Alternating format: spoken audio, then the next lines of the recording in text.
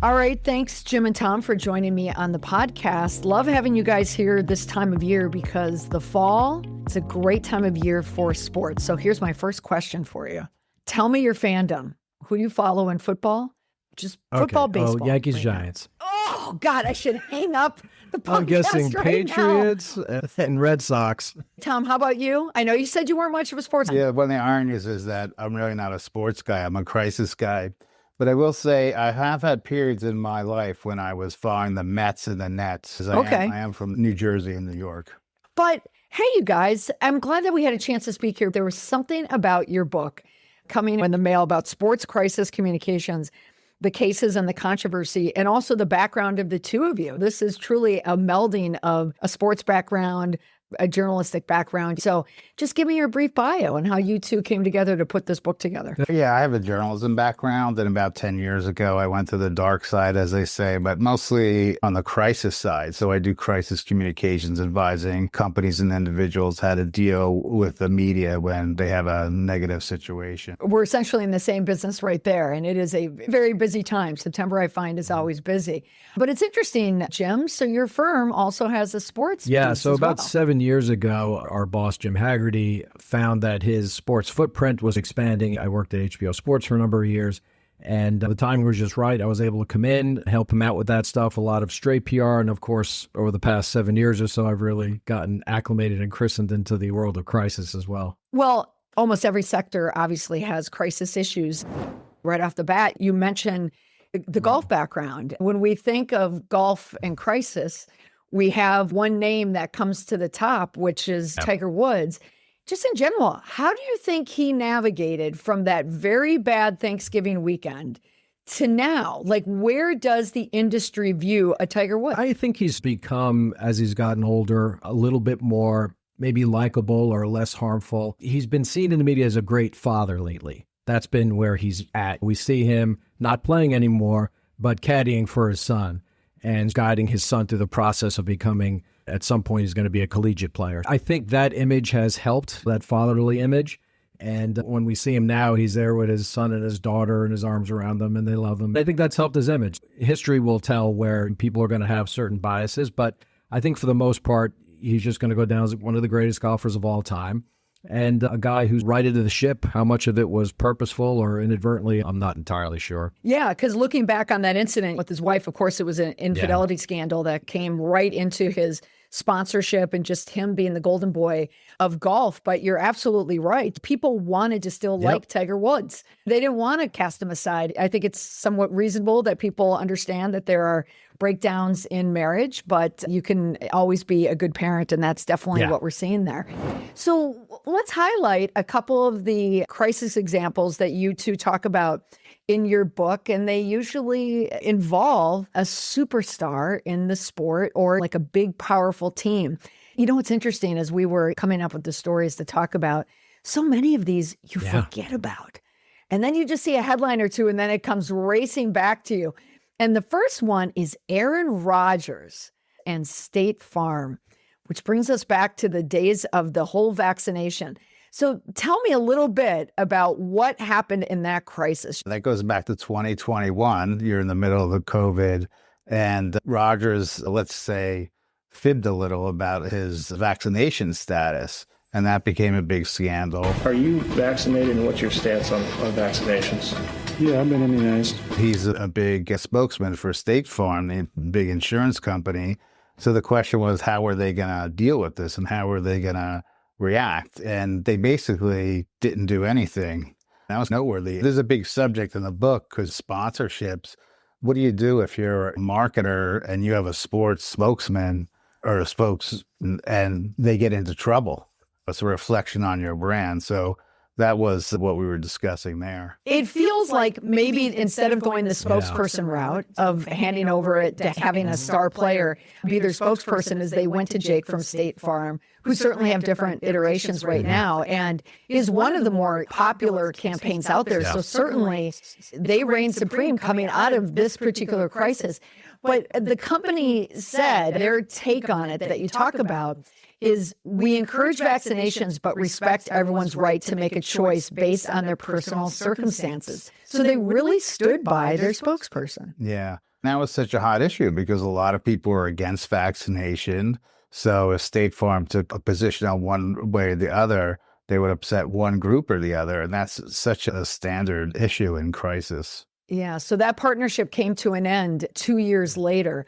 Where do you see Aaron Rodgers right now as a brand? Because just in terms of a public figure, he's certainly destined for the Hall of Fame, but he's had so many interesting storylines, certainly moving the teams, where he is right now. I believe he was just chosen captain. He might have been, yeah. His leadership is undeniable. Obviously, like you say, he's a future Hall of Famer, a seasoned veteran. Look, he's a quirky guy. There's just no getting around it. And that served him well in the most part, because I think he was one of those classic guys who wasn't drafted as early as he wanted and had a chip on his shoulder and willed himself to win. It's a good story. He was in Green Bay for most of his career. I think he's wired his welcome with the Jets in New York.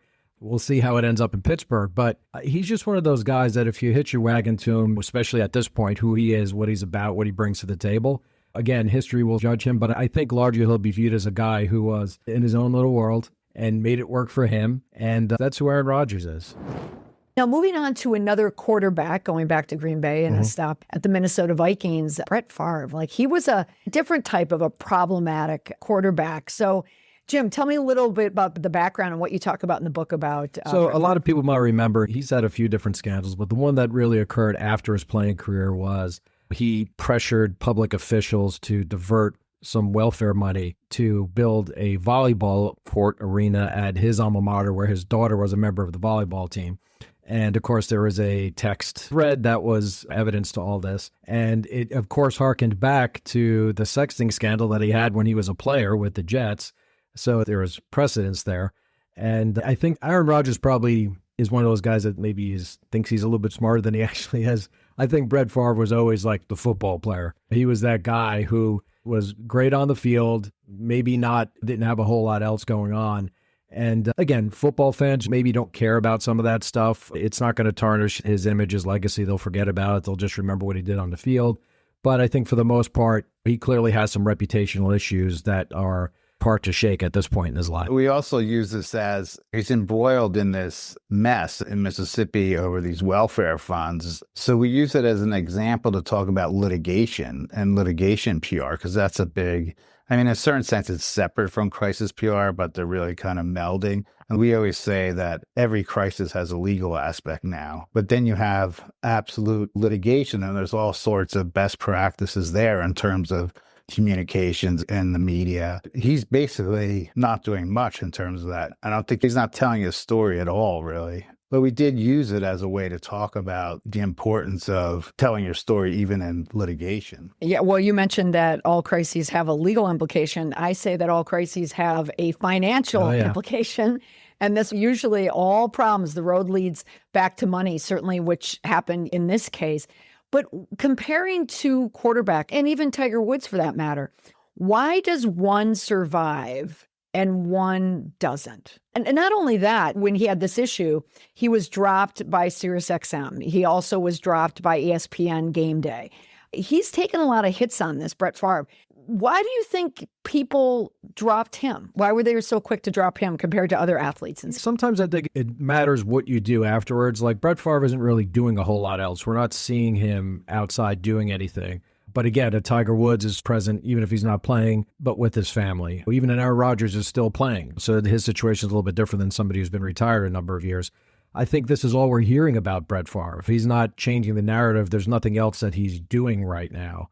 So I think that has something to do with it. And it's easier to drop someone like that because that's the case. Okay, so now moving on to the culture aspect of it. Sports, right now where we are in the season, it's fall season. So we're inching closer to the postseason in baseball, and we're just kicking off the NFL season. Where do you think the NFL is right now as just a league in terms of reputation? And if I'm using a scale of measurement, trust. How does the public feel about the NFL? Wow.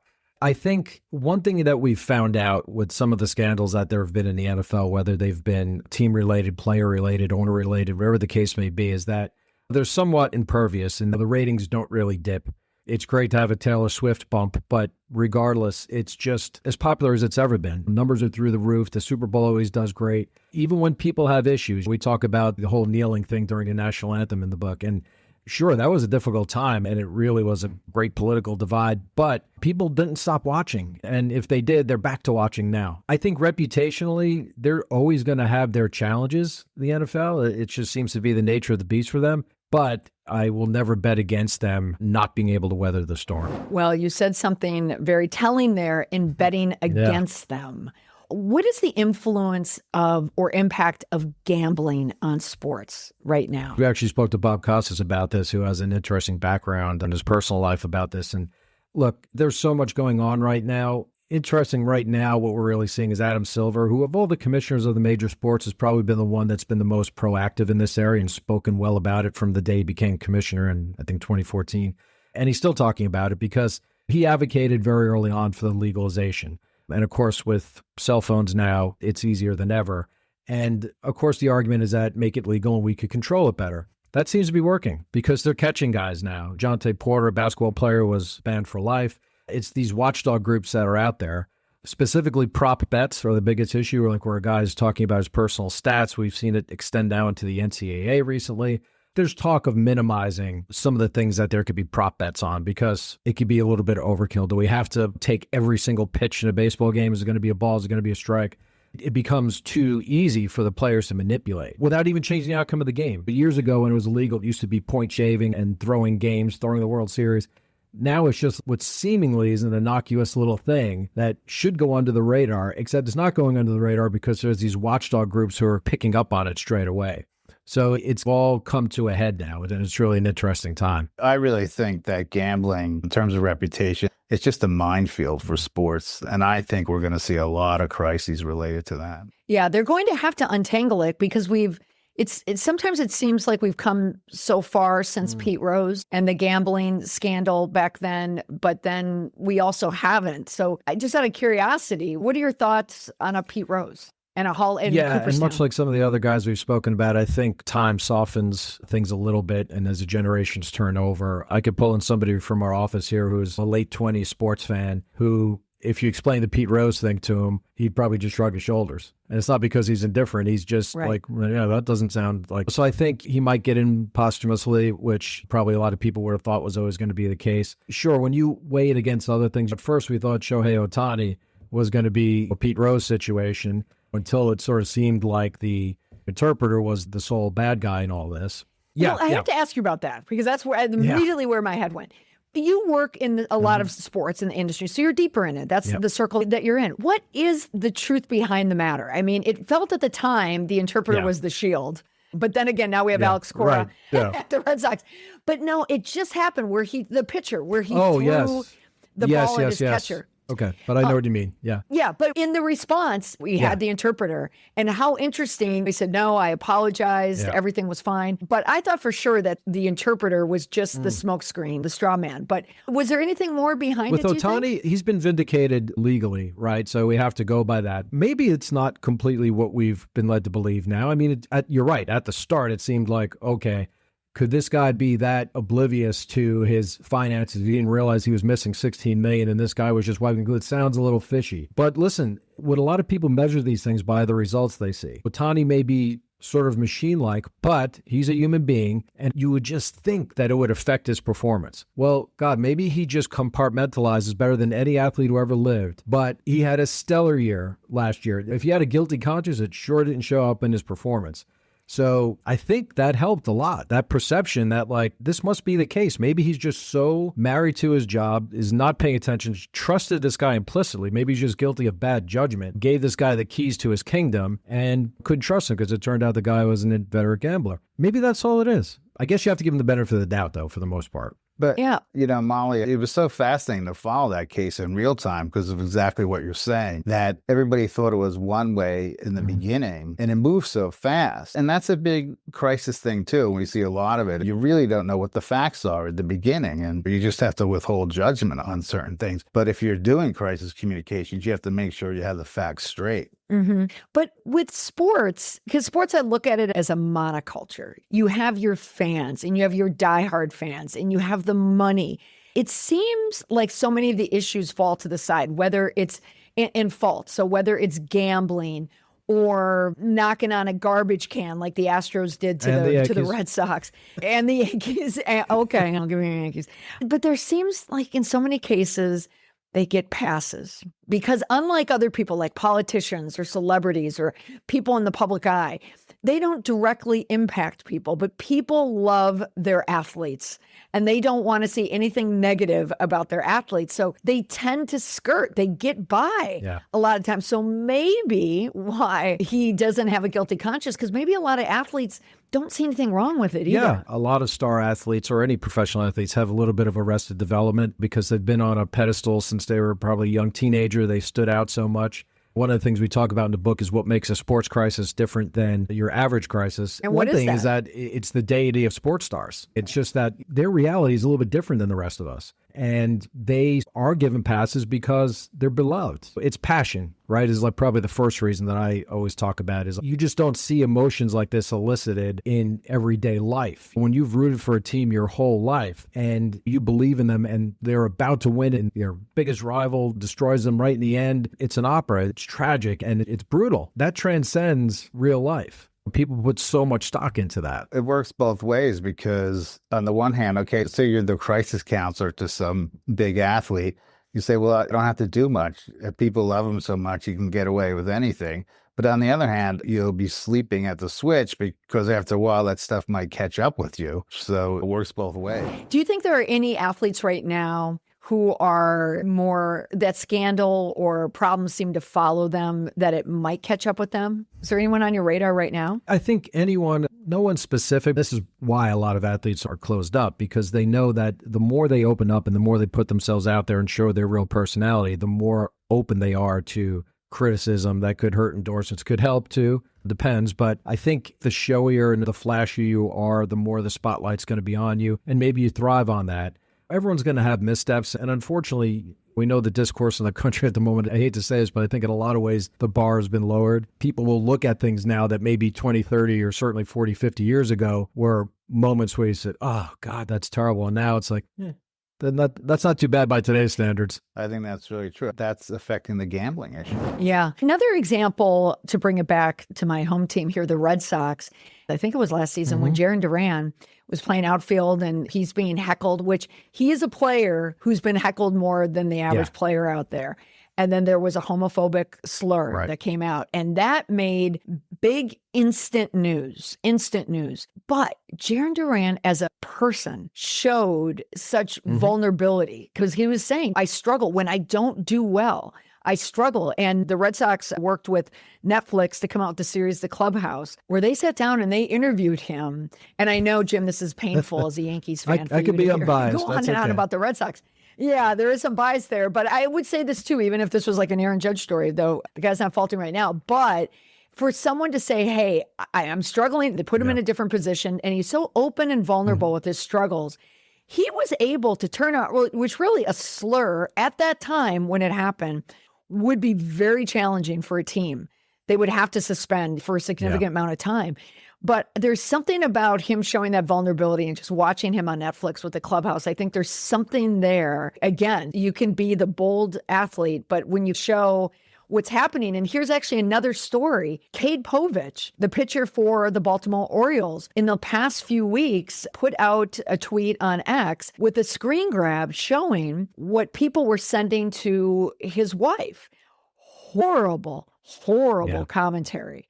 And he put that out there to show people what it was like, the grief that they get. Now, full disclosure, I know Cade, I know his wife, I was at their wedding, but I was shocked. I mean, I saw that on a news clip, not from them and friends. But again, I don't think you would see that a couple years ago. But then here's a young player who's so new to the majors coming out and saying something on X. Certainly pre-social media, that stuff might have been voiced at the ballpark anywhere around the country. And obviously some fan bases are a little bit more passionate and edgy than others. But now there is a trail, like an electronic trail. So they might be anonymous, but that stuff is there for people to see and for a guy like that to put out. So I think that's a big difference. And obviously we could spend oodles of time on social media, but I think to your point about Jaron Duran, sure, like a Netflix series humanizes him, right? I mean, that's something that we as crisis people talk about all the time, right? Is showing that side of them. Yeah. and realizing that he has had mental health struggles. And it took him a while, but now he's really peaking. He's the type of guy you could root for, as opposed to just a guy you want to root against or be mean towards, or who unfortunately had a moment where he let the pressure get to him and responded in a way that he shouldn't have. But that's what second chances are for, right? The other thing about Duran in terms of the first incident, the slur early on, is he really apologized. It was a good, straightforward apology. And apologies are a big part of this. And it's just shocking how bad so many companies and organizations are at it. They are at it. But there's also people will make apologies and people will dodge as well. Just curious, your thoughts on if we were to look at the NFL and the CTE issue. That's one that's being dodged. So does that ever catch up with the NFL, or will they keep giving it the Heisman and keep outrunning it? Like, what do you think about issues like that? It's the latter. It's the Heisman where they're just going to dodge it. It's not that they haven't spoken about it, but again, it's not the type of thing where anyone's going to want their brand of football changed. We already hear people complaining about how football's gone too soft and with the new kickoff rules and protecting the quarterback and cradling them. Clearly, the core football fan wants the rough and tumble game they grew up with. Can't deny the CTE stuff, right? It's omnipresent. Now, when you see the guys who do wear those extra big helmets, you're reminded of it. At least I am when I watch now. So I think things like that visually just bring it to the surface. It's no coincidence, I think, that you're going to see like flag football as an Olympic event. Sure, that's to grow the game, but it's also a way to play football that's a lot safer. Who knows, 20, 30 years or more beyond, could there be a scenario where it's flag football and not contact? I don't know. But I think the present day fan, longtime, lifetime fan, struggles with that if they were to even bother to think about it. Like, I need the brutality, but we don't want these guys dying before they're 50 and suffering these horrible lives that they sometimes have to endure because of head injuries.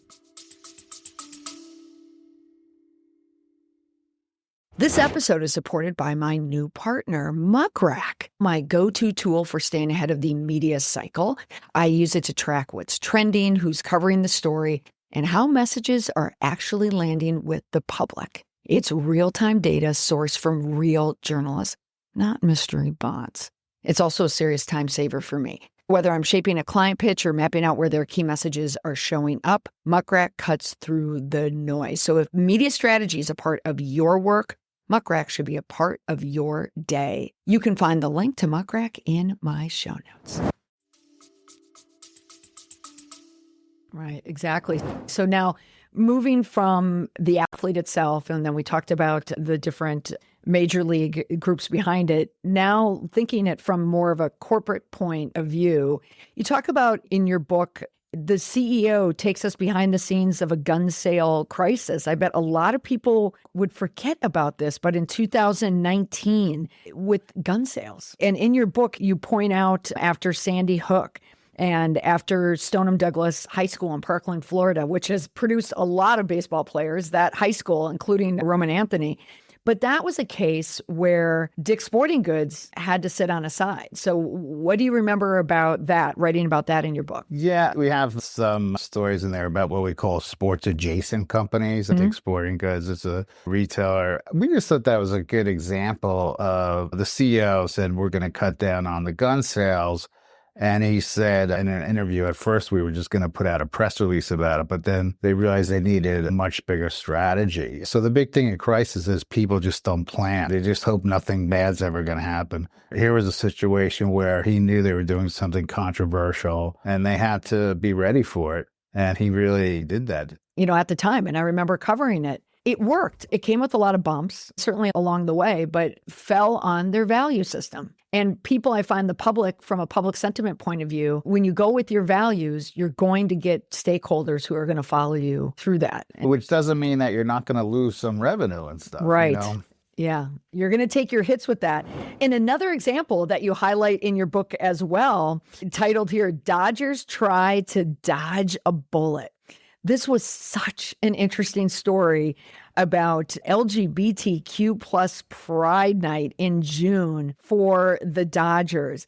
So, Tom, remind us about that story. That's actually the opposite of the Dick's Sporting Goods story. This was back in 2023, LGBTQ night for the Dodgers. So they were going to honor this particular group, the Sisters of Perpetual Indulgence. But then there was a backlash, and because the sisters, they do demonstrations sometimes in nuns' outfits, and so Yes. Catholic groups saw this as an affront, and the Dodgers eventually reneged on the invitation. But then, of course, you got backlash from the gay groups, and then to the point where the Dodgers eventually said, we will honor that. They went so back and forth. Our point was, all that was predictable, that you're, again, in crisis, you always upset somebody.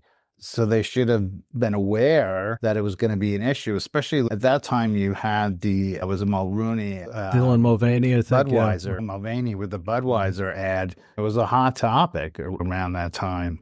So they really should have been more aware that was going to happen. I think that's what surprised me the most, because you're absolutely right, Tom. We were in the throes of the Budweiser crisis, which started in March during March Madness, when Budweiser came out with that special can, included Dylan Mulvaney in the campaign. So that's where it first started. And then it trickled into April, where it absolutely exploded. And it was still a topic of conversation because, again, it brought in values. And Budweiser, instead of standing by it, they absolutely cut the woman whose idea it was to do. And then the CEO went on a victory lap on CBS Morning to talk about why they did it. At CBS, Gayle King sat down with that CEO for a long time and gave them the platform to say, we are sticking by our one stakeholder here. And it was very obvious who that was. It was the typical Budweiser beer drinker. So they didn't care. But then the Dodgers skidded right into this in June during Pride Month, which made it really complicated. And why I found that crisis interesting in particular, because yes, they flip-flopped. They had a lot of pressure. And if you remember, you talk about it in your book, it was Marco Rubio who was one of the names behind that, put a lot of pressure because, and this goes deep into it, but this is a part of it. It's the Dodgers. I was imagining at the time the front office, and not everybody in the front office like being hyper aware of what happens online. But then you have still the young guys in the front office, young people who know what's happening online. And it was someone who made that decision as someone who's not online savvy to know about that blowback. And then they made that first decision. But what I also found interesting just about that baseball aspect is, yes, they satisfied the one arm of the Catholics, the Marco Rubio conservative Catholic, which is what we have now. But what they abandoned and didn't think about were the other side of the Catholics, a lot of their fan base, the Hispanic fan base, a lot of their players. They completely ignored them. And that's where a lot of the backlash came from as well. And so what happened, Tom? What did the Dodgers do then? Like you say, it was a flip-flop, and you have all these stakeholders, and you're just not looking at, including politicians, right? Like Marco Rubio. I think sometimes people do this in such a bubble, they don't think about what the reaction's going to be. Yeah, and they had to flip-flop twice, which is a bad look, which is a very bad look. Okay, one more, because this is more current, and this is going to bring us back into the NFL. So just yesterday, I was reading my headlines, and there pops Tom Brady, who's still considered in these parts of New England like the GOAT, and then he abandoned us. And now there's some conflicts there because he's another guy. Everybody loves Tom Brady. You knew that he was just going to walk into a bucket full of money.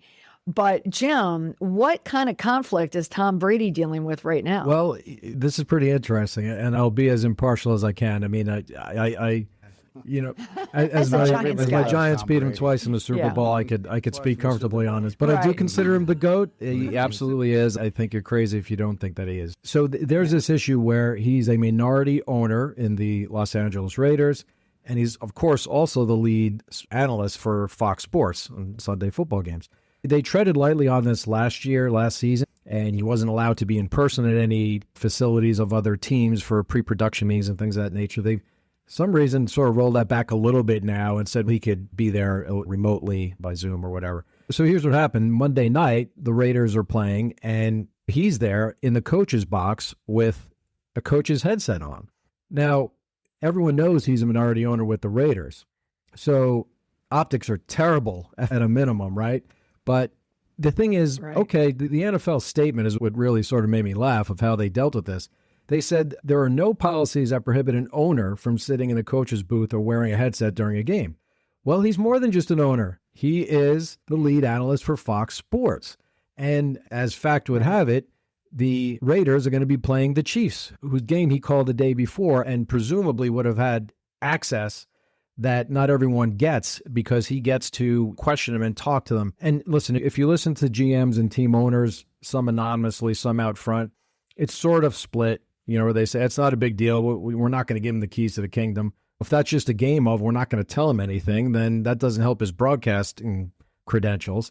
But the problem with all this is that it feeds into the conspiracy theory that Tom Brady's on like this lofty level and enjoys this rarefied air that no one else gets, and that these are Tom Brady rules, because I'm pretty sure if it was anybody else, this just wouldn't be happening. So look, he could glean information from talking to these other teams and pass on to Rays, and he's an uber competitive guy. It's a big part of what made him so great. How are we just trusting that he's going to resist the urge to pass something along that he heard? It's a real problem. And as long as people keep complaining about it, I'm not quite sure the NFL is going to deal with it. I don't think they've dealt with it well so far.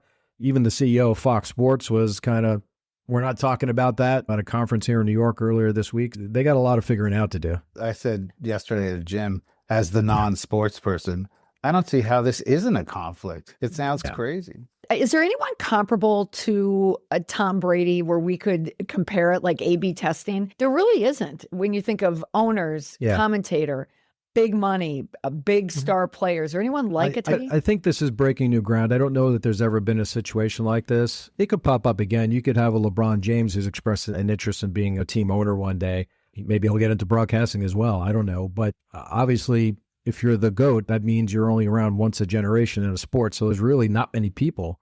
There's not much precedence for something like this. That's part of the reason why I find it fascinating, because this is going to pave the way for the future, I think, in similar situations when they do arrive. Yeah, so looking back at all these cases, from Aaron Rodgers to Brett Favre to Tom Brady, what's the common thread you see in sports crises or sports issues that make or break a response?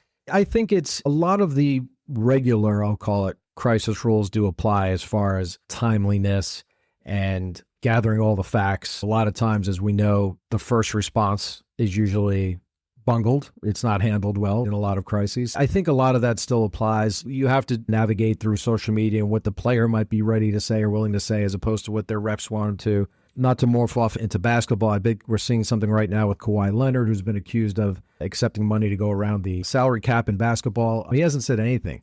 The Clippers, his team, have spoken. The league has spoken. He hasn't said anything. And he's not going to have that luxury in a few weeks when training camp and media days start up again for the NBA. But I don't know. For me, I kind of look at it and say, if I'm not guilty, I'm screaming it from the mountaintops. And whether it's true or not, I think this helps him help people believe that he might be guilty. Again, that's the optics, because he hasn't said a word yet. Right. Yeah, that's a really good point. Tom, do you have any thoughts on that? I think it is very similar to just crises outside the sports world, that the main issue is people don't prepare for it. It's really like, why should I put so much energy into preparing for something that might never happen? So that's a big issue. So when you think about preparing, I have a question for both of you. Since you both work in public relations, crisis management, what advice would you give if you had the ear of a new athlete? Someone who's a big college star, starting to grow, freshman year, maybe they're coming in.